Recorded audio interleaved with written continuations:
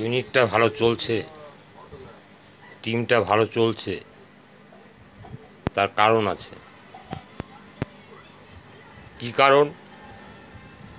টিমটা ভালো চলছে তার কারণ হলো টিমের লোকগুলো খুব ভালো। টিমের লোকগুলোর মধ্যে কোনো শয়তানি বুদ্ধি নেই, কোনো ক্রিটিক্যাল বুদ্ধি চালায় না তারা, তাই টিমটা ভালো। টিমটার মধ্যে প্রত্যেকে ভালো চায়, তাই টিমটা ভালো।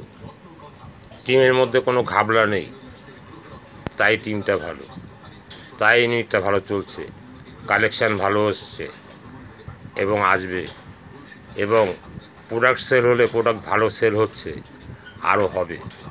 তাই কোনো ঘাবলা রাখা যাবে না টিমের মধ্যে।